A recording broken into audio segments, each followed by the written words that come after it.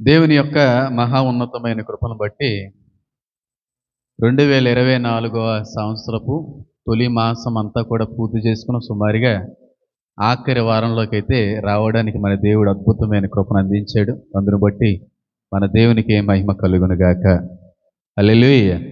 ఎప్పుడు వచ్చిందో ఎప్పుడు అయిపోతుందో కూడా తెలియనట్టుగానే జనవరి మాసం అంతా కూడా అయిపోవచ్చింది. డిసెంబర్ అలాగే ముగించబడతా ఉంటుంది, జనవరి కూడా అలాగే ముగించబడతా ఉంటుంది.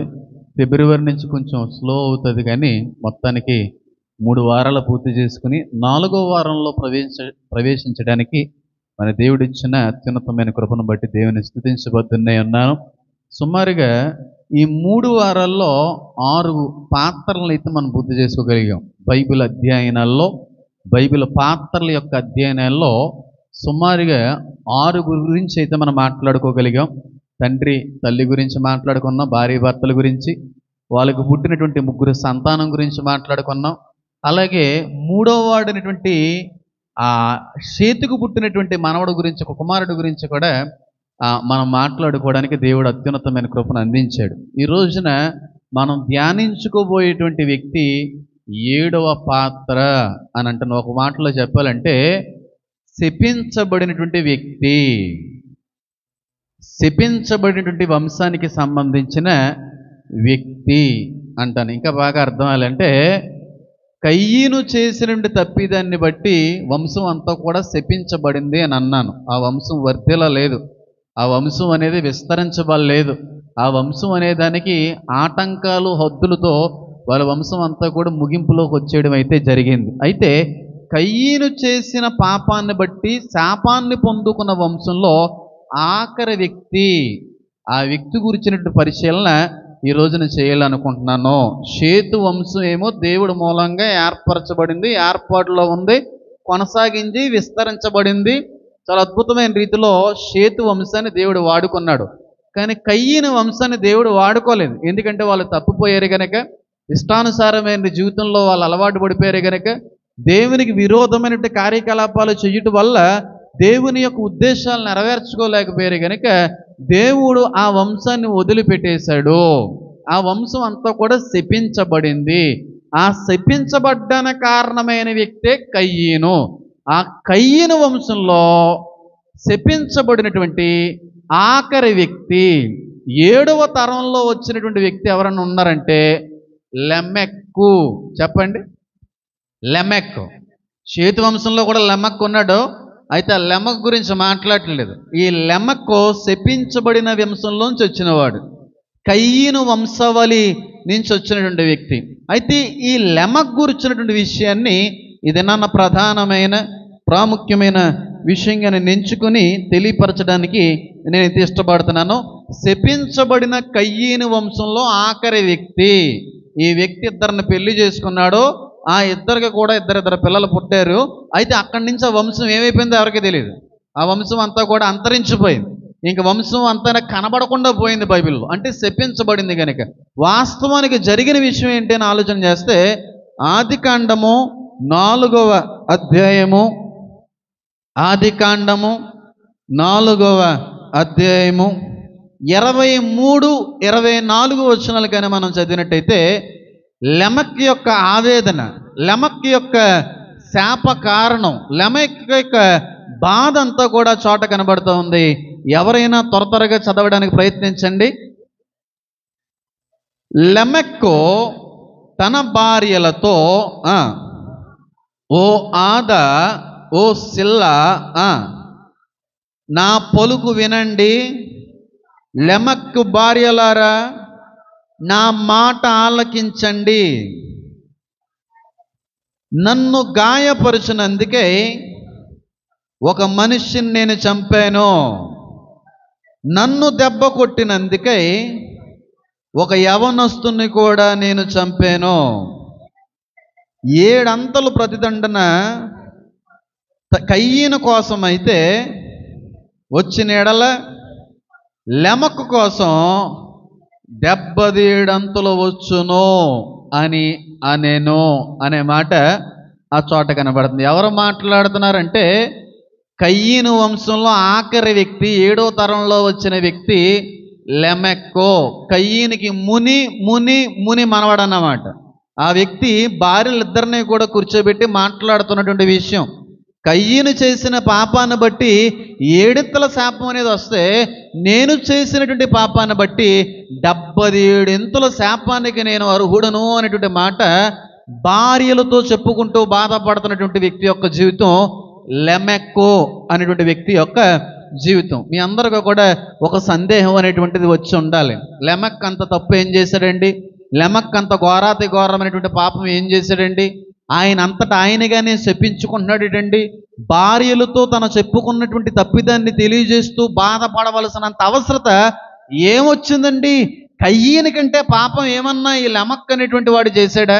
తాతయ్య గారికి మించిన పాపం ఈ మునుమనవుడు ఏమన్నా చేశాడంటే అక్కడ స్పష్టంగా తెలియపరుస్తూ ఉంది, ఈ మనవడు లేదంటే ఈ వంశంలో ఆఖరి వ్యక్తి లెమెక్కో ఇద్దరిని చంపేశాడు. ఒకన్నేమో కొట్టినందుకు చంపేశాడు, ఒకన్నేమో గాయపరిచినందుకు ఒక యవనస్తుని నిర్దాక్షిణ్యంగా చంపేశాను. కయ్యీను ఒకడిని చంపితేనే 7 శాపం వచ్చింది, నేను ఇద్దరిని చంపాను కనుక 77 శాపానికి నేను అర్హుడను అని చెప్పుకుంటూ బాధపడుతున్న సంఘటన ఈ అధ్యాయం అంతా కూడా కనబడతా ఉంటాం. లెమెక్కు తన భార్యలతో చెప్తున్నాడు, ఆదా శిలతో చెప్తున్నాడు, నేను 77 శాపానికి అర్హుడు. నేను మా తాత ఒక్కన్నే చంపి 7 తరాలకి శాపాన్ని తెచ్చిపెట్టాడు, నేను ఇద్దరిని చంపి 77 శాపాన్ని నేను తెచ్చిపెట్టుకున్నాను. ఇద్దరిని చంపేశాను, నేను ఇద్దరిని పొట్టన పెట్టుకున్నాను. నేను ఒక వ్యక్తినేమో కొట్టినది చంపేశాను, ఒక వ్యక్తిని మాత్రం గాయపరిచినందుకే నేను చంపేయడం అనేది జరిగింది. నేను కయ్యీని కంటే కూడా బహు ఘోరాతి ఘోరమైన పాపాత్ముడను, కయ్యీనికి మించిన భయంకరమైన శాపం నేను అనుభవిస్తాను అనేటువంటి విషయాన్ని భార్యలతో చెప్పుకుంటూ బాధపడుతున్నటువంటి భర్త యొక్క మాటలన్నీ కూడా ఆ చోట కనబడతా ఉన్నాయి. అయితే ఇద్దరిని చంపేశాను అనేది అక్కడ రాయబడం ఉందా లేదా? ఒకని గాయపరిచినందుకు చంపాను, ఒకనేమో కొట్టినందుకు చంపాను. కానీ ఎవరిని చంపాడు అనే ప్రస్తావన మాత్రం బైబిల్ గ్రంథంలో ఎక్కడ లేదు, ఏ చోట రాయలేదు, ఏ చోట కూడా దాన్ని ఉంచడానికి దేవుడు ఇష్టపడలేదు. ఇద్దరిని చంపడం అనేది మాత్రం నిజమే. తాత ఒకరిని చంపి శాపాన్ని తెచ్చిపెట్టుకున్నాడు, ఈయన గారు ఏకంగా ఇద్దరిని చంపి అంతకు మించిన శాపాన్ని తెచ్చిపెట్టుకున్నాడు. శాపం అయితే వచ్చేసింది, కానీ చచ్చిపోయిన వాళ్ళిద్దరు ఎవరో మాత్రం ఎక్కడా ప్రస్తావించబడలేదు. ఎవరిని చంపారనే విషయం కూడా ఎక్కడా ప్రస్తావించబడ్డానికి బైబిల్ అంగీకరించలేదు. కానీ బైబిల్లో అయితే లేకపోయి ఉండొచ్చు, కానీ యోధా మత గ్రంథాల్లో మాత్రం ఆ ఇద్దరు ఎవరు అనే ప్రస్తావన కంటే కూడా ఈ లెమెక్ అనేటువంటి వ్యక్తి నిండు వృద్ధాప్యంలో కంటి చూపు పోయిన తర్వాత, గుడ్డివాడిగా మారిపోయిన తర్వాత, కంటి మాంద్యము కలిగిన వాడిగా మారిపోయిన తర్వాత ఇద్దరిని చంపేశాడు. వేటాడుతున్నప్పుడు అడవిలోకి వెళ్ళి ఆహారం కొరకు వేటాడుతున్నటువంటి సమయంలో ఇద్దరినైతే చంపడం జరిగిందని చెప్పి యోధా చరిత్ర తెలియజేస్తూ ఉంటాం. నేను బైబిల్లో ఎక్కడ కూడా రాయబడలేదు, కానీ వాస్తవానికి ఇద్దరైతే చచ్చిపోయారు ఈ చేతిలో. ఆ ఇద్దరు చచ్చిపోయిన కారణాన్ని బట్టి నేను శాపానికి అర్హుడను, నేను ఇద్దరిని చంపాను కనుక 77 శాపాన్ని అనుభవించక తప్పదు అనేటువంటి విషయాన్ని భార్యలతో చెప్తూ ఆయన చేసిన తప్పుని దేవుడి దగ్గర ఒప్పుకుంటున్నప్పటికీ కూడా శాపం మాత్రం కొట్టివేయబడలేదు.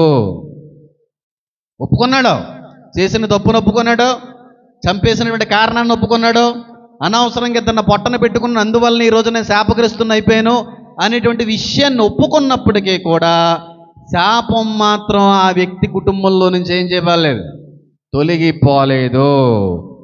7 తరాల నుంచి కూడా ఆ శాపం కొనసాగుతూనే ఉంది. కయ్యను చేసిన తప్పు ఒకటైతే 7 తరాలు శపించబడ్డారు. లెమెక్ చేసిన తప్పు 77 కనుక ఇంక వంశం లేకుండానే పోయింది. అందుకే పూర్వీకులు అంటూ ఉంటారు, ఏలినాటి శని అని అంటూ ఉంటారు. అది ఎంతవరకు నిజమో నాకు తెలియదు, కానీ పూర్వీకులు అదే మాట అంటూ ఉంటారు, 7 తరాల వెనకాల చూసి పెళ్లి చేయాలని అంటూ ఉంటారు. అంటే శాపం అనేది ఉందా లేదా? 7 తరాలు శపించబడ్డాయి కయ్యను చేసిన పాపాన్ని బట్టి, లెమెక్ చేసిన పాపాన్ని బట్టి అసలు వంశమే లేకుండా పోయింది. పెద్దలు అంటూ ఉంటారండి, 7 తరాలు వెనకాల చూసి పెళ్లి చేయాలి, వెనకాల ఎలాంటి వాళ్ళో మనకు తెలియదు, వెనకాల వాళ్ళు ఎలాంటి పాపాలు చేశారో మనకు తెలదు. మన పిల్లలు అనుభవిస్తారా బాబు. పెళ్లి చేసేయడం గొప్పతనం కాదు, వెనకాల 7 తరాలు చూసి పెళ్లి చేయడం అనేది గొప్పతనం అనేటువంటి విషయాన్ని మన పూర్వీకుల నాట అనేక సార్లు మనం వింటానే ఉన్నాం. అంటే శాపం అనేది ఉందా లేదా చెప్పండి మీరు? ఖచ్చితంగా ఉంది. శాపం అనేది కొట్టివేయబడదు, దేవుడు కృప చూపితే తప్ప. మా అమ్మమ్మ గారు చిన్నప్పుడు, మా అమ్మమ్మ గారు నేను బయట అరుగు మీద మెట్ల మీద కూర్చొని ఎక్కువగా మాట్లాడుకుంటూ ఉండేవాళ్ళం మేము. ఆ మాట్లాడుకుంటూ ఉండేటువంటి సమయాల్లో తరచుగా కొన్ని అనుభవాలు చెప్తూ ఉండేది అమ్మమ్మ. నేను విన్నట్టుగా ఉన్నప్పటికీ కూడా చాలా విషయాల్లో అయితే నా మనసును పెట్టుకోగలిగాను. అంత అద్భుతమైనటువంటి విషయాలు అమ్మమ్మ గారి మూలంగా నేను నేర్చుకున్నాను. జీవిత సత్యాలు, జీవిత అనుభవాలన్నీ కూడా చిన్నతనం నుంచి కూడా అమ్మమ్మ గారి నాట నేను వినడానికి దేవుడు కృప అందించాడు. అక్కడ నేను తరబీదు పొందాను. మా తాతయ్య గారి దగ్గర నేను తరబీదు పొందకలేకపోవచ్చు, కానీ అమ్మమ్మ దగ్గర మాత్రం చాలా బలమైనటువంటి లోక సంబంధమైనటువంటి అనుభవాల్లో తరబీదు నేను పొందుకున్నాను. అమ్మమ్మ గారు ఎప్పుడో మాట చెప్తూ ఉండేవారు, నాకు ఎప్పటికి కూడా గుర్తే, మనం చేసిన పాపం మనతో పోదరా అబ్బాయి, వెనకాల 7 తరాలు చూపిస్తూ ఉంటుంది, జాగ్రత్త జాగ్రత్త అని చెప్పి చిన్నమ్మాయితో చెప్తున్నప్పుడు, పెద్దమ్మాయి గారితో చెప్తున్నప్పుడు, లేకపోతే నా దగ్గర కూర్చోబెట్టి జాగ్రత్తగా బతకండి, జాగ్రత్తగా జీవించండి, ఎవరి నోట్లో కూడా ఉండకండి, ఎవరిని కూడా బాధ పెట్టకండి, మనం చేసిన తప్పు, మనం చేసిన పాపం మనతో పోదు బాబు, 7 తరాలు చూపిస్తుంది. మా అమ్మ చెప్పింది, నేను మళ్ళీ నీకు చెప్తున్నానని చెప్పి మా అమ్మమ్మ గారు కూర్చోబెట్టి చెప్పేవారు ఈ మాట. మా అమ్మమ్మ చెప్పింది నాకు, తర్వాత మా అమ్మ చెప్పింది నాకు, తర్వాత నేను నీకు చెప్తున్నాను, ఎవరు ఉసురు కూడా ఉండకూడదు, ఎవరు ఉసురు కూడా పోసుకోకు, నువ్వు ఎవరిని కూడా బాధ పెట్టకో, మనం చేసిన తప్పు మనతో పోదు, వెనకాల 7 తరాలు చూపిస్తుందని చెప్తూ కొన్ని మాటలు చెప్పేది. ఆ మాటలన్నీ కూడా బైబిల్లో ఉన్న విషయాలే. 7 తరాలో కయ్యను చేసిన తప్పిదాన్ని బట్టి శపించబడింది, లెమక్కు చేసిన తప్పిదాన్ని బట్టి 77 శాపంతో పాటుగా వంశం అనేది లేకుండానే చెప్పండి పోయింది. వంశం అనేటువంటిది అసలు లేకుండానే పోయింది. శాపం అనేది ఉంది. లేఖనాలు సెలవిస్తూ ఉన్నాయి, కయ్యను యొక్క శాపము, పాపము 7 తరాలు వెంటాడింది, లెమక్ వరకు వెంటాడింది. లెమక్ అంతకంటే ఘోరమైన తప్పు చేశాడు. వంశం అనేది లేకుండానే తుడిచివేయబడింది. తుడిచి వేస్తాడంటే తనకి దేవుడు, ఇంకా క్షమాపణ లేకుండా పోయింది. వాళ్ళ జీవితాల్లో, వాళ్ళ కుటుంబ పరిస్థితులన్నీ కూడా చాలా ఇబ్బందికరమైన పరిస్థితులు తర్వాత రోజులు వాళ్ళు అనుభవించే ఉండొచ్చు, అందులో సందేహం లేదు. నేను ఒక మాట అడుగుతున్నాను, ఒక్క మనిషిని చంపితేనే 7 తరాల్లో శాపం వచ్చింది. 2 మనుషుల్ని చంపితేనే 77 శాపానికి లోనైపోయాడు లెమెక్. నేను అడుగుతున్నాను సూటిగా స్పష్టంగా, మీరు ఇప్పటికీ ఎంతమందిని చంపారు? ఏం మాట్లాడతారండి పాస్టర్ గారు? చంపడం ఏంటి? చంపితే మేము ఇక్కడ కూర్చుంటామా, లేకపోతే ఊసల వెనకాల కటకటాల వెనకాల కూర్చుంటావా? మీరు చంపారు, ఎంతమందిని చంపారు అనడంలో అర్థం ఉందంటారండి అనే ఆలోచన మీ అందరికీ కూడా వచ్చే ఉండొచ్చు, అందులో సందేహం అయితే లేదు. కయ్యను లెమెక్లో కత్తులతోనూ కొడవళ్ళతోనూ ఇతర సామాగ్రితోనూ ఇతరులను చంపి ఉండొచ్చేమో, కానీ మనకి తెలిసి తెలియకుండానే పొదునైన నాలుకతో అనేక మందిని చంపేస్తూ ఉన్నాం.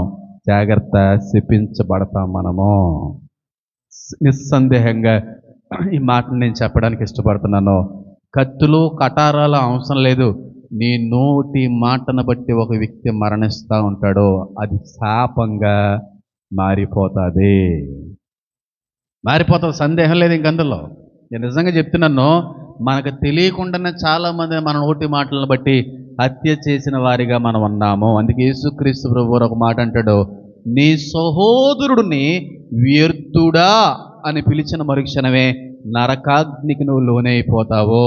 జీవ మరణములు నీ నాలిక వశము ఉన్నవి, నీ నోటి మాటలు తీర్పులో నిన్ను నిలవబెట్టును అన్న మాట బైబిల్లో ఉందా లేదా? ఉందా లేదా చెప్పండి. మాటలకి తీర్పులో తీసుకెళ్ళబెట్టండి. సహోదరుని ఒక సొంత అన్నైనా సొంత తమ్ముడిని వేస్ట్గాడా అని అంటేనే నరకాగ్నికి లోనైపోతామంట. అంటే ఒక్క నోటి మాట దేవుని దృష్టిలో హత్య చేసిన వ్యక్తిగా పరిగణించబడతా ఉంది. ఒక నరహత్య చేసినటువంటి వ్యక్తిగా దేవుడు ఆ వ్యక్తిని చూస్తున్నాడు. కత్తులు, కటారాల్లో, కొడవల్లో, లేదంటే గొడ్డలతో ఒక మనిషిని చంపక్కర్లేదు. నోటి మాటతోనే చాలాసార్లు చాలా మందిని మనం చంపే ప్రయత్నం చేస్తామన్నాం. వాళ్ళ మనసులో మొక్కలు చేసేటువంటి ప్రయత్నాలు మనం చేస్తామన్నాం. తీరనటువంటి గాయాన్ని కొంతమంది గుండెలకు మన యొక్క మాట కలిగించే రీతిలో ఉంటే మాత్రం నువ్వు శపించబడిన వ్యక్తివే. నిస్సందేహంగా చెప్పగలను. కత్తులు, కటారాలు అవసరం లేదు. నోటి మాటతో ఒక వ్యక్తిని గాయపరిచావా? నోటి మాటతో ఒక వ్యక్తి యొక్క హృదయాన్ని బాధ పెట్టావా? నోటి మాటతో ఎదుట వ్యక్తి ఉన్న మనసుని తునాతునకలుగా చేసావా? నువ్వు నరహత్యతో సమానమే, నువ్వు హంతకుడివే. ఒక అన్నయ్య గారిని వేస్టిగడనంటే నరకాగ్నికి పాలు చేస్తారంటండి. నేను నోటి మాటలే నీకు ఆ తీర్పులో సాక్ష్యం చెప్తానున్నాయండి. నీ నోటి మాటలు తీర్పుకు నిన్ను తీసుకుని వెళ్ళిపోతాయనున్నాయి. ఈ రోజున చాలామందికి ఈ విషయం తెలియక ఇష్టం వచ్చినట్టుగా మాట్లాడుతూ ఉంటారు. ఇతరులతో నోటుకు వచ్చినట్టుగా మాట్లాడుతూ ఉంటారు. వాళ్ళు ఏమనుకుంటారో అనేది ఉండదు. కొంతమందికి వాళ్ళు బాధపడతారేమో అనేటువంటి ఆలోచన ఉండదు. వాళ్ళు గుచ్చుకుంటుందేమో, మాట వాళ్ళని చాలా ఇబ్బంది పెడుతుందేమో, హృదయ వేదనకి దారితీస్తుందేమో, వాళ్ళు బాధ పెట్టిన వాళ్ళు అవుతాయేమో, వాళ్ళ జీవితంలో మర్చిపోలేటువంటి విషయంగా ఆ మాటలు ఉండిపోతాయేమో అనే జాగ్రత్త కంటే కూడా ఇష్టానుసారమైన రీతిలో ఇతరులతో మాట్లాడుతూ ఉంటాం. మనకి తెలిసి తెలియకుండా ఎదుటి వ్యక్తి యొక్క హృదయాన్ని మనం ఏం చేస్తూ ఉన్నాం? బాధకి గురి చేస్తూ ఉన్నాం, గాయపరుస్తూ ఉన్నాం. ఒక మాట చెప్తున్నాను చూడండి. బ్లేడు వల్ల తగిలినటువంటి గాయం తగ్గిపోవచ్చేమో, లేదంటే కత్తి వల్ల తగిలినటువంటి ఆ గాయం అనేది తగ్గిపోవచ్చేమో, కానీ నోటి మాటను బట్టి పడినటువంటి గాయం మాత్రం జీవితాంతం కూడా మిగిలిపోద్ది. కత్తి వల్ల వచ్చిన గాయం, కత్తి వల్ల కలిగిన గాయం, బ్లేడ్ వల్ల కలిగిన గాయం, గొడ్డల వల్ల కలిగినటువంటి గాయం, ముళ్ళు వల్ల కలిగినటువంటి ఒక గాయం, లేదంటే బల్లెముతో కలిగినటువంటి గాయానికి కొన్ని రోజులు మానిపోద్ది. నెమ్మదిగా పుండు అంతా కూడా మానిపోయి నార్మల్ అయిపోద్ది. కానీ నోటి మాట మూలంగా కలిగేటువంటి గాయం మాత్రం జీవితం సరిపోద్ది. కొన్ని గాయాలు మానవ, ఆ గాయాల్ని కలుగు చేసేది ఒక మనిషి యొక్క మాటే. జాగ్రత్త. ఇష్టానుసారమైన రీతిలో మాట్లాడుతున్నారేమో, ఇతరులతో నోటికొచ్చినట్టుగా మాట్లాడుతున్నారేమో, నీ నోటి మాటను బట్టి ఇతరులని బెంగకు గురైపోతున్నారేమో, నీ నోటి మాటను బట్టి ఇతరుల్లో నిరుత్సాహాన్ని బారిన పడిపోతున్నారేమో, కేవలం నీ నోటి మాటను బట్టే ఇతరుల యొక్క హృదయాలు చెదిరిపోతున్నాయేమో, చాలా ఇబ్బంది పడిపోతావు. ఖచ్చితంగా దేవుని దృష్టిలో నువ్వు హంతకుడితో సమానమే. నరకాగ్నికి పాత్రుడు అయిపోతావు, జాగ్రత్త. శాపగ్రస్తుడు అయిపోతావు, జాగ్రత్త. చంపేక్కర్లేదండి, పెద్ద పెద్ద గతిలో ఎట్టుకుని పొడిసేక్కర్లేదు. మనిషిని ఎదుటి మనిషి మాటలతో చంపేస్తాడు. కొంతమంది మాటలు చాలు, ఆ మాటలకే చచ్చిపోలేం పెద్ద కొన్నిసార్లు. ఆ మాటలకి ఏదైనా చేసుకుని చచ్చిపోతాం. బాబా ఈ మాటలు పల్లాపోతున్నాయి, మాటలు అనిపించలేకపోతున్నాం, ఇంత దారుణంగా మాట్లాడుతున్నాడు ఏట్రా బాబు అని చెప్పి ఒక వ్యక్తి అన్న మాటలను బట్టి ఆ పలుకుతున్నాడంటే ఖచ్చితంగా ఆ మాట వ్యక్తి యొక్క హృదయాన్ని ఏం చేసింది? గాయపరిచింది. ఖచ్చితంగా సందేహం లేకుండా చెప్తున్నాడు. నీ నోటి మాటలు జాగ్రత్తగా ఉండవాలంటాడు భక్తుడు. నీ నోటిలో నుంచి వచ్చు ప్రతి మాట కూడా విమర్శించిన ముందు లెక్క చెప్పవలసిన అవసరం ఉందంటాడు భక్తుడు. ఉన్నావు ఈ రోజున నీ నోటి మాటలను బట్టి ఇతరులను గాయపరుస్తున్నావా? నీ నోటి మాటను బట్టి ఇతరుల యొక్క హృదయాన్ని బాధ పెడుతున్నావా? ఇతరుల మనసులు చెదిరిపోతున్నాయి నీ మాటను బట్టి. వినకూడనటువంటి మాట అండి. ఇంకెప్పుడూ కూడా ఇలాగంటే మాటలు వినకుండా చచ్చిపోతే బాగుని అనిపిస్తున్నాను బాబు, అంత దారుణంగా మాట్లాడుతున్నారండి బాబు అని చెప్పి ఒక వ్యక్తి నీ మాటలను బట్టి అంటా ఉన్నాడంటే ఖచ్చితంగా నువ్వు హత్యతో సమానమే, హత్య చేసిన వాడితో సమానమే, హత్య చేసిన వాడితో సమానమే. నిజంగా చెప్తున్నాను చూడండి. కొంతమంది మాటలు ఎలా ఉంటాయంటే ఇంక మళ్ళీ కోలుకోలేము అలాంటి మాటలకి. ఇంక మళ్ళీ అలాంటి మాటలు జీవితంలో కూడా మర్చిపోలేమేమో అన్నంతగా మాట్లాడుతుంటారు కొంతమంది. వాళ్ళ మాటలు అంత పదునైన కత్తులుగా ఉంటాయి. వాళ్ళ మాటలు హృదయాన్ని బద్దలు కొట్టేంత కఠినమైనటువంటి పదార్థాలుగా ఉంటాయి. కొన్ని మాటలు చాలా కఠినంగా మాట్లాడుతుంటారు కొంతమంది.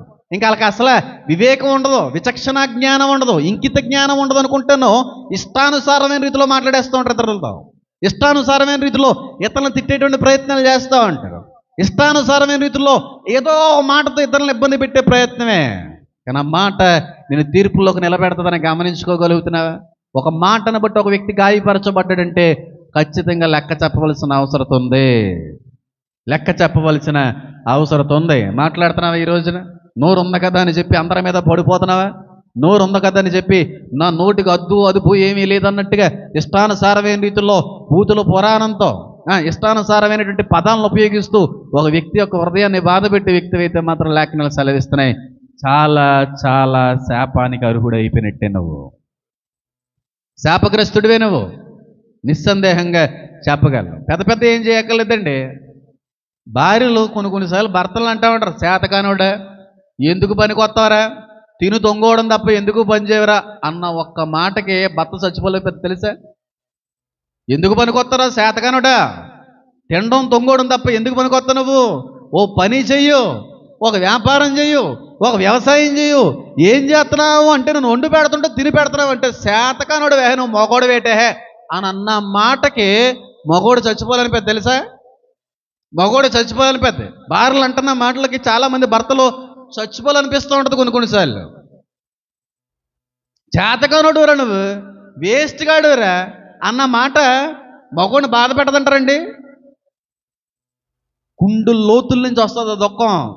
మనిషి అయితే బ్రతికే ఉండుండొచ్చు కానీ లోపల మాత్రం ఎప్పుడు ఆ వ్యక్తి చచ్చిపోయాడు. భార్యలు ఈజీగా నేస్తుంటారు భర్తలను ఇష్టానుసారమైన మాటలు. చేతకానుడే పని పాటు లేకుండా తినేసి తోముకుంటున్నాం, అది ఇది అలాటోడే ఇలాటోడే. ఆ భర్త ఎంత బాధపడతాడో ఎప్పుడన్నా గమనించుకున్నారా? ఆ భర్త హృదయ లోతుల్లో ఎంత ఘోషిస్తున్నాడో ఎప్పుడన్నా గమనించుకున్నారా? ఆ భర్త లోపల ఆత్మలు ఎంత కన్నీరు విడిచాడో మీరు ఎప్పుడన్నా గమనించుకున్నారా? ఆ కన్నీరు దేవుని సన్నిధికి చేరిన పక్షాన ఖచ్చితంగా నువ్వు శాపగ్రస్తురాలివే. ఒకవేళ ఆ భర్త విడిచిన కన్నీరు దేవుని దృష్టిని కానీ ఆకర్షించుంటే, నువ్వు అన్నటువంటి సూటి పోటి మాటలను బట్టి కట్టుకున్న భర్త కానీ ఇబ్బంది పడుంటే, దుఃఖపడుంటే, నా భార్యతో నేను మాటలు అనిపించుకుని ఎందుకు వచ్చిన బతికే హ్యాచ్చి అనగానే ఆ వ్యక్తి అంతటా ఆయన కానీ అనుకుంటే అది నీకు శాపమే, శాపమే.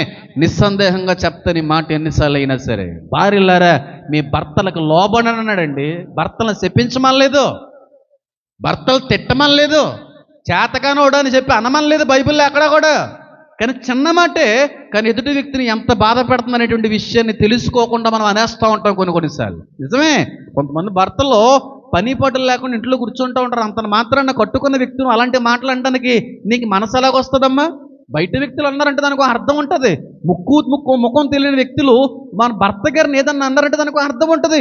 కానీ కట్టుకున్న వ్యక్తే, అర్థం చేసుకోవలసిన వ్యక్తే, ఆ ఎముకలో నుంచి తీయబడినటువంటి ఎముకమైన నీవే నీ భర్తనంత సిగ్గుమాలిన వాడిగా మాట్లాడుతూ ఉంటే ఆ హృదయం ఎంత విచారకరమైన రీతిలో మారిపోతుందో అది నీకెంత మాత్రమో కూడా మంచిది కానే కాదు.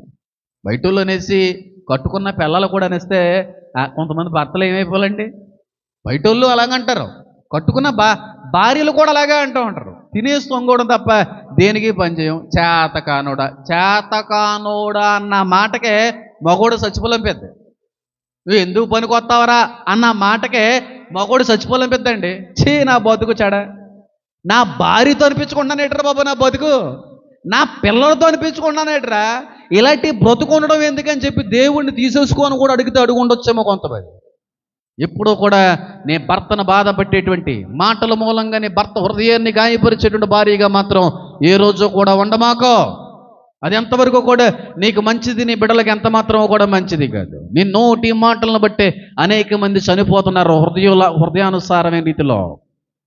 వాళ్ళ హృదయపూర్వకంగా కొన్నిసార్లు ఆ బాధను తెలియజేయకపోవచ్చేమో, కానీ నీ మాటలను బట్టి ఒక వ్యక్తి గాయపరచబడ్డాడంటే నరహత్యతో సమానమే. భర్తలు కూడా తక్కువ తిన్నారని ఏమంటలేదు, చేతకాందని ఎందుకు వచ్చిందే నీ బతుకు, ఎందుకు పని చేయవే అన్న మాట చాలు ఆడదానికి బాధపడ్డానికి. ఎందుకు పని చేయదు నీ బతుకు చెడా అనడమే చాలు, ఆడది చచ్చిపోయినట్టే. అక్కడ దేనికి ఉపయోగపడతావు నువ్వు? ఇంటి వారికి ఉపయోగపడవు, కట్టుకున్న వాడికి ఉపయోగపడవు, దేనికి ఉపయోగపడవు. నువ్వు ఉంటే ఎంత పోతే ఎంత అన్న మాటే చాలాసార్లు భార్యలు చచ్చినంత పని చేస్తూ ఉంటుంది ఆ మాట. భార్యలు భర్తలను ఒకళ్ళు నేను అంటలేదు, నేను భర్తలు అలాగే ఎడతారులే, అది కూడా శాపమే, అది కూడా శాపమే, సందేహం లేకుండా చెప్తారు. పిల్లలను కొంతమంది ఇబ్బందికరమైన మాటలు, తినడం తొంగోవడం తప్ప, తినడం ఊరి మీద గాడిదలో తిరగడం తప్ప ఏ రోజన్నా కష్టపడ్డావా? ఏ రోజన్నా చదువుకోవాలనిపించిందా? ఎంత కష్టపడి చదివిస్తూ ఉంటే చదువు సంధ్య లేకుండా ఊరు మీద అచ్చొచ్చిన అంబోతులో తిరుగుతూ ఉంటావు. ఎందుకు వచ్చిన బతుకురా అని చెప్పి తల్లిదండ్రులు అంటున్న మాటను బట్టి పిల్లలు బాధపడరు అనుకుంటున్నారా?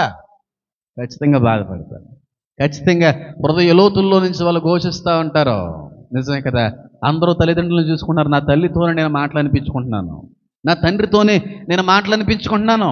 దున్నపోతా అని, అచ్చొచ్చు నాంబోతా అనే మాటలో కన్న తల్లి నోట నేను పలికించబడతా ఉందంటే నేను ఎందుకు ఉండాలి, ఎందుకు బ్రతకాలని చెప్పి వాళ్ళ యొక్క వేదన దేవుని సన్నిధికి చేరదు. ఎంత మాత్రమో కూడా నీకు మంచిది కానే కాదు అనేస్తూ ఉంటారండి కొంతమంది.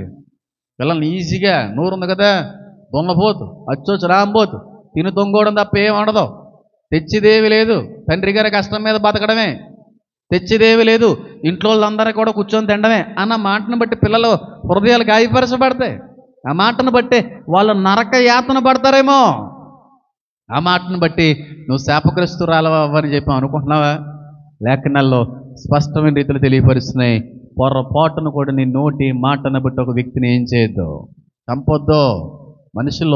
మనిషిని చంపేటువంటి పెద్ద పద్ధతి కత్తులు కట్టారాలు కదండి. మాటతో చంపించండి, మాటలతో చంపేసి పెద్ద పెద్ద అస్త్రాలు ఏమి ఉపయోగించక్కర్లేదు, పెద్ద పెద్ద ఆయుధాలు ఏమి కూడా అక్కర్లేదు. సరైన 4 మాటలు కానంటే ఓయ్ బాబు నీ మాటల్లో నీ వినే బదులు ఎక్కడికైనా వెళ్ళి చచ్చిపోలేని పెడుతున్నారా బాబు అని చెప్పి అన్నారంటే ఖచ్చితంగా మాటలు ఎంత ఇబ్బంది పెట్టినాయో హృదయాన్ని అర్థం చేసుకో. ఎంత గాయపరిచి ఉంటే ఆ మాట ఆ వ్యక్తి అన్నారు అర్థం చేసుకోండి. మంచిది కాదు. నీ నోటి మాటలు జాగ్రత్తగా ఉండాలి. నీ భర్త గారిని ఇష్టానుసారమైన రీతిలో అనడం మానుకో. కట్టుకున్న భర్తని ఎందుకు వచ్చిందనివి, ఎందుకు పని చేయిందనేటువంటి మాటలు మానుకోవడం ఎంతైనా సరే ఇది నీకు నాకు కూడా చెప్పండి మంచిదే. మంచిదే. లెమెక్ ఇద్దరిని చంపేశాడు. మనం ఇప్పటికి ఎంతమందిని చంపేసి ఉంటామో మాటలతో, ఎంతమంది ఉసిరు పోసుకుని ఉంటామో. అయ్యి బాబా ఎన్నైనా మాటలు అన్నారండి బాబు, నన్ను అసలు మర్చిపోలేకపోతున్నామండి బాబు మాటలు, రాత్రి అంతా నిద్ర పట్టలేదండి బాబు, ఆ మాటలు తలుచుకుంటేనే నిద్రపోలేదండి బాబు అని చెప్పి అన్నారంటే ఈ పాటికి ఎంతమంది చంపేసి ఉంటారో. ఆయన పాప ఇద్దరినే చంపాడు. మనం ఇప్పుడు పుట్టికెరిగి ఇప్పటికి కొన్ని లక్షల మందిని చంపేసి ఉంటాం ఆ మాటలతో. ఎంతమంది హృదయాలను గాయపరిచి ఉంటామో తెలిసి తెలియక, ఎంతమంది మనసులని భంగపరిచి ఉంటామో, బ్రదలు కొట్టుంటామో, చల్లా చదువు చేస్తుంటాం మన నోటి మాటలను బట్టి. అవన్నీ కూడా తీర్పుల్లో లెక్కించబడతాయి. జాగ్రత్త. నోరు అదుపులో ఉండడం ఎంతైనా సరే మంచిదే. విస్తారమైన మాటల్లో ఏముంటుందంటే ఉందా లేదా, ఎక్కువ మాట్లాడక లిమిట్గా మాట్లాడితే ఏముండవు. ఎవడన్నా తిట్టడు అనుకోండి అవునా అని చెప్పి వెళ్ళిపోవడం. అంతే. 3 మంది తిడుతున్నారు ఈ మధ్య నన్ను. అందరూ తిట్టడమే, అమ్మనా బూతులు తిడుతున్నారు. నేను కూడా తిట్టగలని చెప్పి 4-3 కామెంట్లు పెట్టింది, ఇంకా అక్కడతో అయిపోయినట్టు అనకూడదు. మనం చాలా జాగ్రత్తగా ఉండాలి క్రైస్తుడిగా. అన్యులకి ఏ విధమైన తీర్పు ఉంటుందో వేరే విషయం. క్రైస్తుడికి మాత్రం నోటి మాట మూలంగా కూడా తీర్పు అనేది ఉంటుంది. నోటి మాట మూలంగా కూడానే నోరు చాలా జాగ్రత్తగా ఉండాలి. శాపవచనాలు పలకొద్దన్న నోరే దీవుని దీవిస్తూ ఉంటుంది, అదే మళ్ళీ నోరు మళ్ళీ చెప్పిస్తూ ఉంటుంది. అదే నోరుతో ఇష్టానుసారమైన మాటలు మాట్లాడే వ్యక్తులు నేను చూస్తూ ఉంటున్నాం. కొంతమంది ఉంటారు బయటోళ్ళతో ఎలా మాట్లాడతారో ఇంట్లో వాళ్ళతో కూడా అలాగే మాట్లాడుతూ ఉంటారు. బయట వాళ్ళ దగ్గర ఎలాంటి పదజాలాన్ని అయితే ఉపయోగిస్తారో ఉంటారో ఇంట్లో కట్టుకున్న భార్య దగ్గర, కట్టుకున్న భర్త దగ్గర, పెంచిన పిల్లల దగ్గర కూడా అలాగే మాట్లాడుతూ ఉంటారు. నీకు ఇంట్లో వాళ్ళకి బయట వాళ్ళకి తేడా ఏం లేదు. బయట వాళ్ళతో మాట్లాడినట్టుగానే గౌరవహీనంగా ఇంట్లో వాళ్ళతో కూడా మాట్లాడుతుంటారు కొంతమంది. బయట ఏమో బూతులు తిడతా ఉంటాడు, అయ్యే బూతులు మళ్ళీ ఇంట్లో వాళ్ళ దగ్గర కూడా మాట్లాడుతుంటారు కొంతమంది. కట్టుకున్నటువంటి భార్యతో అదేవిధంగా మాట్లాడేటువంటి భర్తలు కొంతమంది. కన్నటువంటి తల్లి దగ్గర కూడా అదే రకమైనటువంటి పరుషు పదజాలం, బురద పదజాలం, స్వచ్ఛత లేనటువంటి పదజాలంతో ఇంట్లో వాళ్ళని కూడా సంబోధిస్తూ ఉంటారు కొంతమంది. నేను గమనిస్తూ ఉంటాను. బయట అయితే ఎలా మాట్లాడతారో సేమ్ అయ్యే మాటలు ఇంట్లో మాట్లాడుతుంటారు కొంతమంది. లెక్క ఉండదు. ఇంట్లో వాళ్ళంటే గౌరవం ఉండదు, కనిపించిన తల్లి అంటే గౌరవం ఉండదు, కట్టుకున్న భార్య అంటే గౌరవం ఉండదు. బయటలు ఎన్ని బూతు పురాణాలు మొదలు పెడతా ఉంటాడో ఇంటికి వచ్చిన తర్వాత కూడా అంతకు మించిన బూతులు మాట్లాడేటువంటి వ్యక్తులు కొంతమంది. క్రైస్తవుల గురించి మాట్లాడుతున్నాను నేను. క్రైస్తవుల గురించి ఆడెవడో తాగుబోతుడంట. ఆ వృద్ధాప్యంలో ఉన్నటువంటి ఆ నిండు వృద్ధాప్యంలో ఉన్న తల్లి గారి పెన్షన్ వస్తూ ఉంటే ఆ పెన్షన్ ఇవ్వట్లేదని చెప్పి అమ్మనా బూతులు అమ్మని తిట్టేసి తాగుతూ ఉంటాడు. ఆడు బాగుపడతాడండి? అమ్మనా బూతులు తిట్టేసి ముసల్దానా ఎందుకు కన్నావే, 100 రూపాయలు అడుగుతుంటే ఇవ్వట్లేదని చెప్పి కొట్టేసి తన్నేసి తిట్టేసి ఆ నిండు వృద్ధాప్యంలో ఉన్న వ్యక్తి దగ్గర పెన్షన్ డబ్బులు దాచుకున్న డబ్బులని లాక్కుపోయి ఆడు మందు తాగేతాడు. బాగుపడతాడా? అది శాపం కదా అడిగి. నీ తల్లినైనను తండ్రినైనను దూషించు అనే దీపము కారు చీకటి లాగిపోతుంది, నరకం లాగిపోతుంది. అది చాలామంది మందుకు బానిసలు అయిపోయావు, మరి లేకపోతే ఇతర విషయాలకు బానిస అయిపోయావు, లేకపోతే మత్తు పదార్థాలకు బానిస అయిపోయావు, లేకపోతే ఇతర సంబంధమైనటువంటి ఆటపాటలకి వాళ్ళు బానిస అయిపోయావు, నాకు తెలదు. కానీ పెద్ద పెద్ద తల్లిదండ్రులు, వయసుకు వచ్చిన తల్లిదండ్రులను కూడా చూడకుండా ఇష్టానుసారమైన రీతిలో మాట్లాడుతూ వాళ్ళ దగ్గర నుంచి బలవంతంగా డబ్బులు తీసుకొని వెళ్ళిపోగా తిట్టి మళ్ళీ వెళ్తూ ఉంటారు. నువ్వు ఆదానివి, నువ్వు ఈలావి ఆలావి అని చెప్పి ఆ లాలో గేలో అన్నీ కలిపి ఒక సమయంలో జడ్డగా పెద్ద వచ్చేస్తుందిలే శాపం. తల్లిదండ్రులు దూషించేటువంటి పిల్లలు కొంతమంది నిజం, అసలు వాళ్ళకి ఆ పద్ధతి అనేది ఉండదు. తల్లిదండ్రులతో ఎలా మాట్లాడాలన్నా గౌరవం కూడా ఉండదు వాళ్ళకి. బుద్ధిహీనులు అనాలో, మూర్ఖులు అనాలో, శాపగ్రస్తులు అనాలో నాకు తెలియదు. కానీ బయట ఎలాగైతే మాట్లాడుతున్నావో, నీ ఫ్రెండ్స్ దగ్గర ఎలాంటి పదాలు అయితే ఉపయోగిస్తున్నావో, నీ తల్లిదండ్రుల దగ్గర కూడా అలాంటి పదాలు ఉపయోగిస్తున్నావా? నీ స్నేహితుల దగ్గర ఎలాగైతే మాట్లాడుతున్నావో అలాంటి మాట తీరు నీ తల్లిదండ్రుల దగ్గర కూడా ఉపయోగిస్తున్నావా? నీ స్నేహితుల దగ్గర, ఇరుగు పొరుగు వారి దగ్గర ఎలాంటి భావజాలన అయితే కనబడతా ఉందో అదే భావజాలన కన్నటువంటి తల్లిదండ్రుల దగ్గర కూడా కనపరిచే వ్యక్తి అయితే ఖచ్చితంగా చాలా ఇబ్బంది పడతాను. ఎవరైనా సరే చాలా జాగ్రత్తగా ఉండాలి. తల్లిదండ్రులతో మాట్లాడుతున్నప్పుడు ఫ్రెండ్స్తో మాట్లాడినట్టుగానే మాట్లాడుతుంటారు. ఫ్రెండ్స్ దగ్గర ఎలాంటి బూతులు మాట్లాడుతుంటారో, ఎంత హెచ్చరికగా మాట్లాడుతూ ఉంటారో, ఎంత ఎటకారంగా మాట్లాడుతూ ఉంటారో అంతే ఎటకారంగా మాట్లాడుతుంటారు కొంతమంది యవనస్తులు. తల్లిదండ్రులతో గౌరవం ఉండదు వాళ్ళకి. తల్లిని గౌరవించాలని, తల్లిని గౌరవించాలనే ఉద్దేశాన్ని మర్చిపోతారు ఏంటో నాకు తెలియదు. కానీ ఇష్టం వచ్చినట్టుగా పోయా అలా మాడుతుంటారు కొంతమంది పిల్లలు. ఉన్నారంటే ఇక్కడ ఎలాంటి వాళ్ళు ఎవరండి లెక్క ఉండదు, విలువ ఉండదు. తల్లి అంటేనే, తండ్రి అంటే విలువ ఉండదు, గౌరవం ఉండదు. వాళ్ళు ఎంత బతిమాలకున్నా సరే, సరే అమ్మా, సరే నాన్నగారండి అనే మాట కంటే ముందు ఎలావే బాబు చెప్పావు. కానీ ఎలావే బాబు చెప్పు అంటే ఎలా ఉంటుంది వాళ్ళకి? తల్లిదండ్రులకి కనిపించినందుకు నీతో అనిపించుకోవడానికా? ఎలావా చెప్పా కానీ, చెప్పొచ్చా కానీ, తినేస్తున్నావేటా అన్న మాటకి ఆ తల్లి గుండె బాధపడద్దేమో, ఆ చిన్న గుండె చాలా ఇబ్బంది పడద్దేమో. బయట మాట్లాడిన రీతిలోనే తల్లిదండ్రుల దగ్గర కూడా కొంతమంది మాట్లాడుతూ ఉంటారు. అదెంత మాత్రమో కూడా నీకు మంచిది కానే కాదు. కట్టుకున్న పిల్లం దగ్గర ఎలా మాట్లాడతాడో తల్లిదండ్రులు ఎలా మాట్లాడతారు కొంతమంది.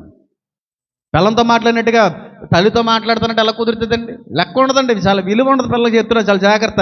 అది ఎంత మాత్రం కూడా మంచిది. కానీ తల్లిని తండ్రిని సన్మానించవలసిన అవసరం ఉంది. నీ తల్లిని తండ్రిని నీ నోటి మాటలను బట్టి ముందుగా సన్మానించు, గౌరవించు. గారు అని పిలకపోయినా పర్లేదు, కానీ భూతుల పురాణాన మాత్రం తల్లిదండ్రుల దగ్గర మొదలెట్టుగా నీకు అది మంచిది కానే. విలువ ఇవ్వాలండి, విలువ ఇవ్వాలి, గౌరవం ఇవ్వాలి. తాతయ్య గారు ఏదైనా సరే, ఏది జరిగినా సరే అంత సీరియస్ అయ్యేవారు కాదు. కానీ ఏంటే బాబు అని అంటే కూర్చున్న ఆయన లెగిసిపోయి కొట్టం కూర్చోండి నా దగ్గరికి. మా అమ్మగారు నేను ఇలామా ఏంటే బాబు అని అంటే కూర్చున్న వ్యక్తి 80 సంవత్సరాల ముసలోళ్ళు లెగిసిపోయి ఏటయ్యా అలా అంటున్నావు అని చెప్పి మీదకి వచ్చి చూడాను. నా తల్లిని నేను అనుకోకూడదా? నా సొంత తల్లి నేను అనుకుంటాను, మీకెందుకు అని అంటే అలా మాట్లాడుతున్నావేటి, తల్లిని అలాగంటావా, ఏహే అంటావా నువ్వు, ఏంటేహే అంటావేట్రా నువ్వు అని తిట్టేవారు తాతయ్య గారు.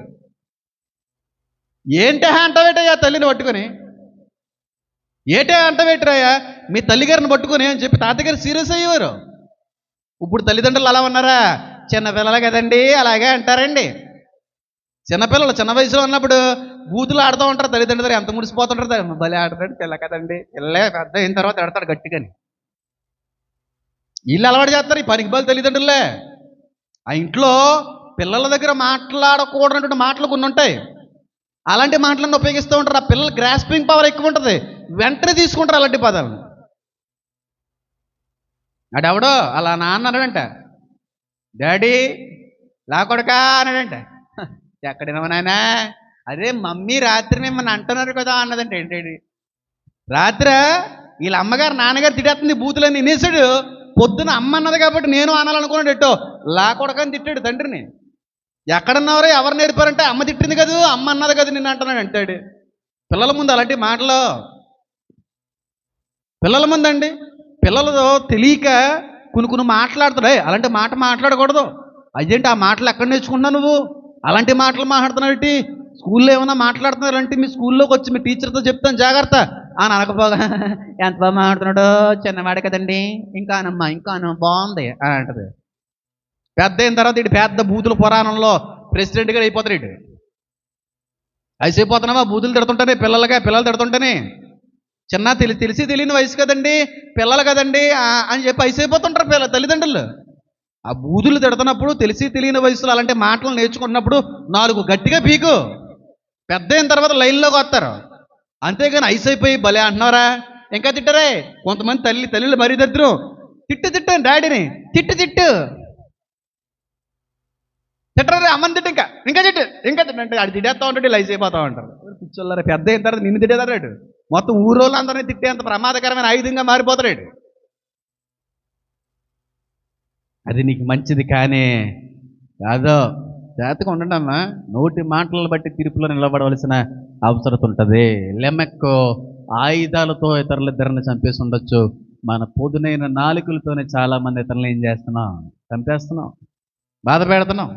హృదయ లోతుల్లోకి ఆ బలమైనటువంటి ఆ పొదునైనటువంటి మాటల మూలంగా తునాతునకులు చేసేటువంటి మాట వ్యక్తిగానే ఉన్నామేమో. జాగ్రత్త, అది నీకు ఎంత మాత్రం కూడా మంచిది కాదు.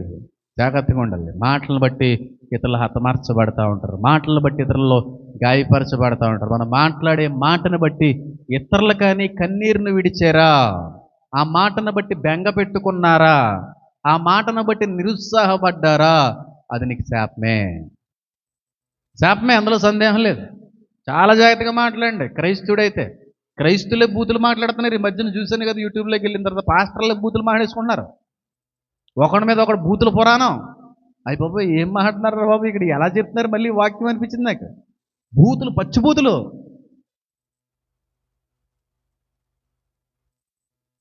అలా అన్నారని చెప్పి మనం నాకు తగ్గునని చెప్పి తిడితే వాళ్ళకి మనకి పెద్ద తేడా ఏముందండి?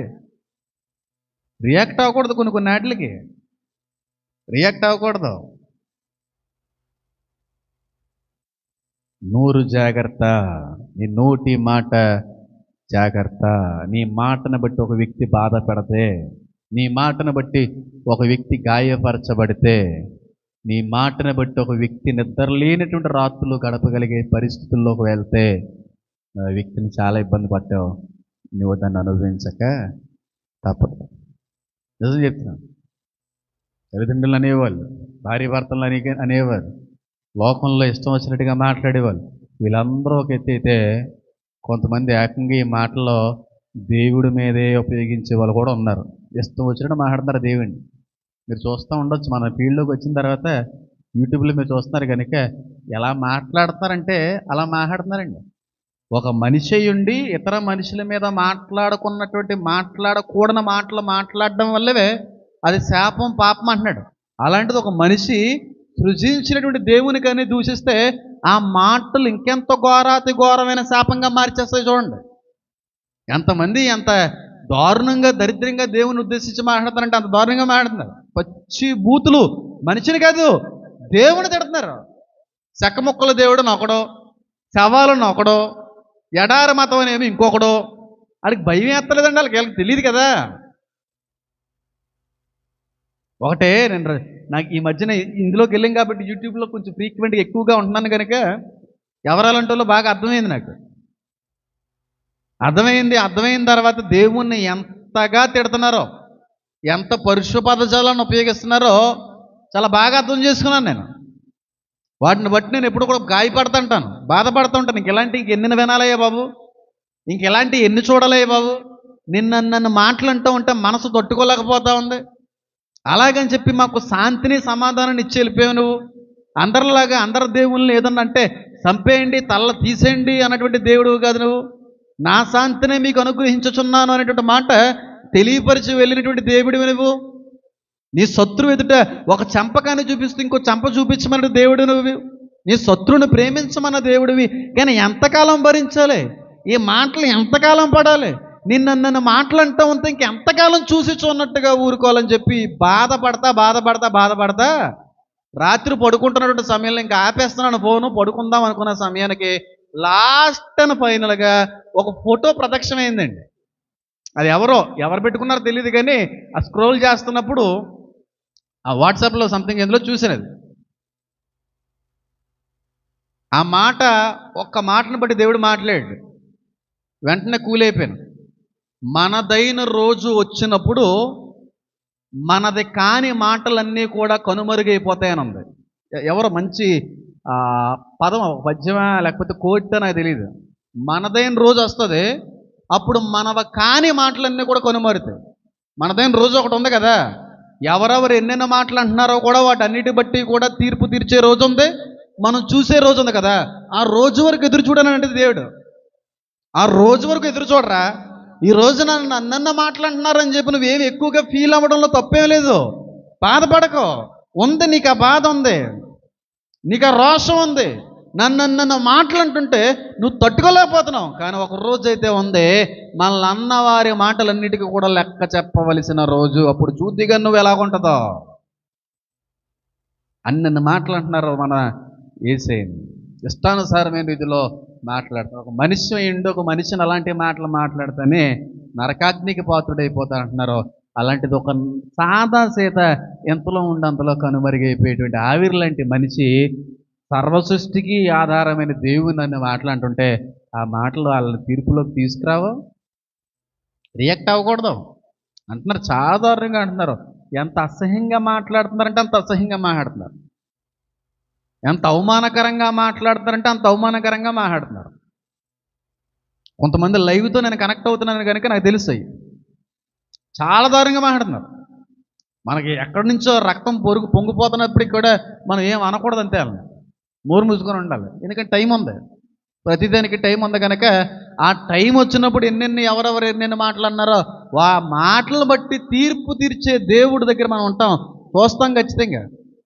అప్పుడు ఆ రోజున రాధా మనోహర్ దాసే ఉండొచ్చు, లేకపోతే ఇతర మతాలకు సంబంధించిన వాళ్ళు ఉండొచ్చు, చెక్క ముక్కల దేవుడు అన్న వాళ్ళే ఉండొచ్చు, లేకపోతే ఎడారి మతానికి సంబంధించిన దేవుళ్ళు అన్నవారే ఉండొచ్చు అక్కడ, లేదంటే కుళ్ళిపోయిన శవం అని చెప్పి సంబోధించేటువంటి వ్యక్తులు సైతం ఆ రోజున అక్కడ ప్రత్యక్షపరచబడవలసిందే.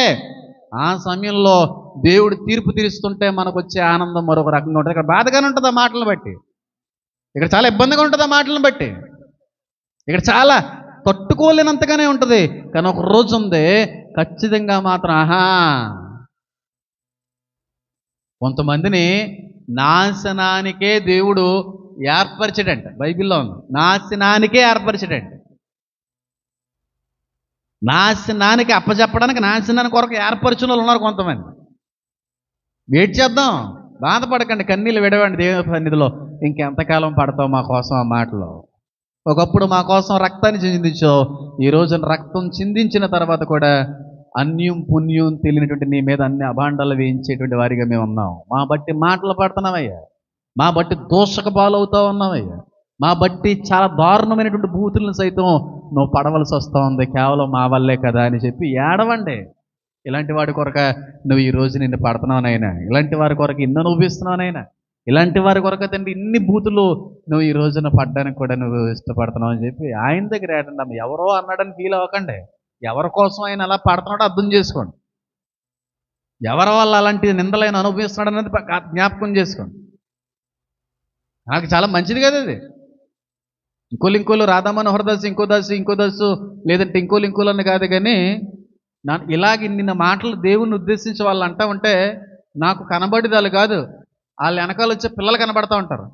వాళ్ళు ఎంత దారుణంగా శపించబడతారో, ఎంత భయంకరమైన ఉగ్రతకు వాళ్ళు పాలైపోతారని ఆయన వీళ్ళు అన్న నా మాటలను బట్టి, వీళ్ళు చేసిన తప్పులను బట్టి పిల్లల మీద వాటిని రుద్దకండి. వాస్తవానికి ఉంది, తల్లిదండ్రులు చేసిన పాపాల్లో శాపంగా పిల్లల మీదకి వెళ్తాయి. అన్ని మతాల్లో చెప్పేదేది.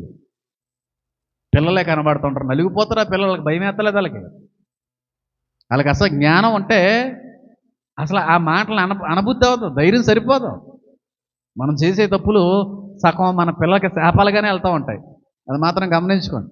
మన కష్టార్జితం పిల్లలు అనుభవిస్తారు లేదో నాకు తెలదు, కానీ మన పాపాలు మాత్రం శాపాలుగా మాత్రం పిల్లలు తప్పకుండా అనుభవిస్తారు. కయ్యను చేసిన ఒక్క పాపం 7 తరాలు వెంటాడిందంటే, 7వ తరమైన లెమెక్కు చెప్పుకుంటున్నాడు, నా తాత చేసిన తప్పు 7 తరాలు అనిపించాం, నేను చేసిన తప్పు 77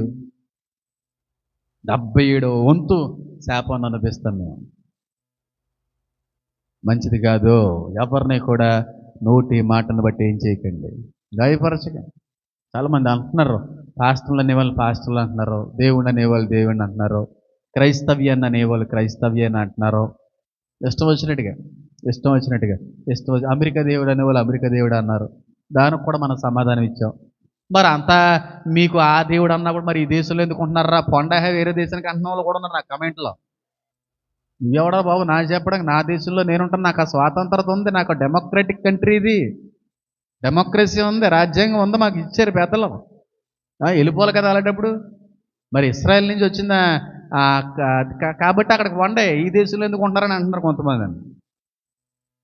ఎందుకు అక్కడికి ఇక్కడికి వెళ్ళిపోవడం, డైరెక్ట్గా ఆయన రాజ్యానికి వెళ్ళిపోతాం ఒక రోజున. అప్పుడు చూతికెళ్ళి అన్నీ ఎక్కడెవరు ఉంటారో అప్పుడు తెలుస్తుంది అన్నీ.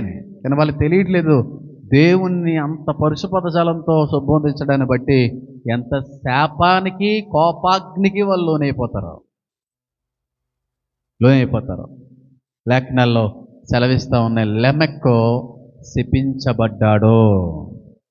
కయ్యను యొక్క తాత పాపం లెమక్ వరకు వెంటాడింది, కానీ లెమక్ చేసిన పాపం వంశం లేకుండానే చెప్పండి విడిచిపెట్టేసింది. మంచిది కాదన్నా. కత్తులతో కటారులతో చంపే వాళ్ళు మాత్రమే నరహంతకులను అనుకోకండి. నోటి మాటతో గాయపరిచేటువంటి వ్యక్తి కూడా దేవుని దృష్టిలో హంతకుడే. నోరు జాగ్రత్త, నోటు నుంచి వచ్చేటువంటి మాట జాగ్రత్త, నోరు మూలంగా పలికేటువంటి మాటలు మరింత జాగ్రత్తగా ఉండనియండి.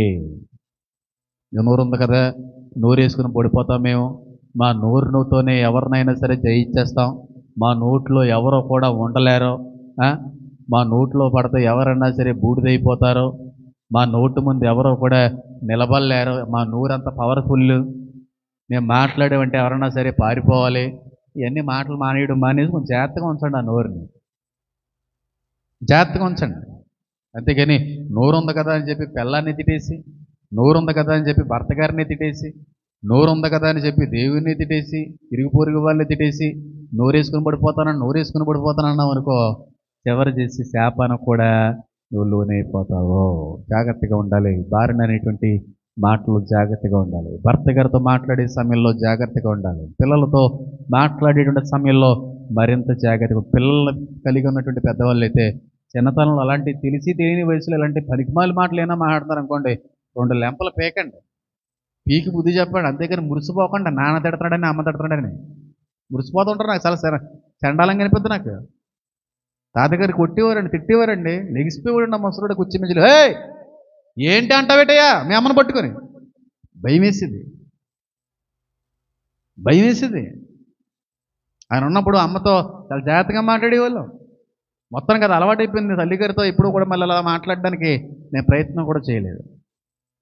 మా నాన్నగారిని ఎప్పుడు గారనే పిలుస్తాం, నాన్నగారండి అనే పిలుస్తాం, మేము అమ్మ అనే పిలుస్తాం.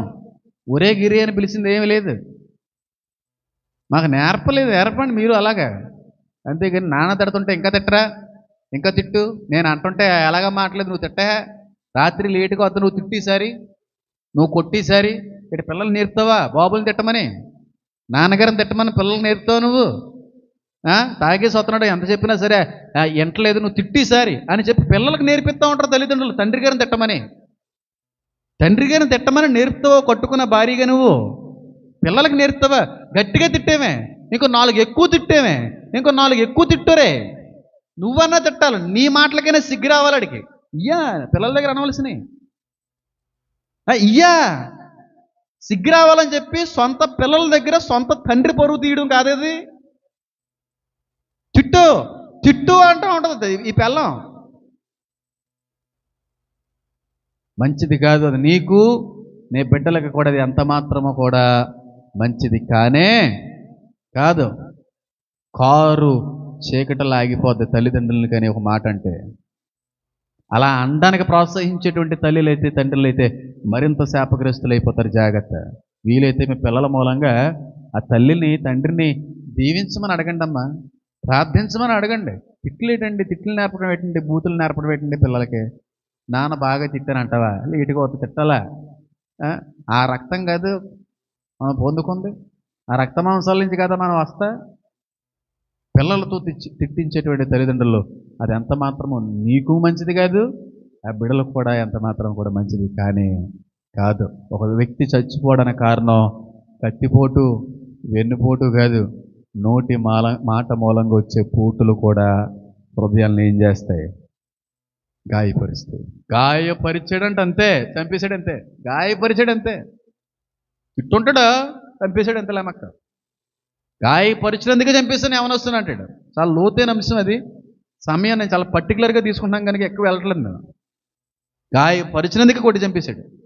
గాయపరిచినందుకు, కటితో గాయపరిచాడా, నోటి మాట మూలంగా గాయపరిచాడా అక్కడ ప్రస్తావించలేదు. నన్ను ఒకడు యవన బిడ్డ నన్ను గాయపరిచినందుకు నేను చంపేశానని. కళ్ళు మూసుకోండి, ప్రార్థన చేసుకుందాం. నా దేవ, నా తండ్రి, నా ప్రభు, మీకు వందనాలు, స్తుతులు, స్తోత్రం.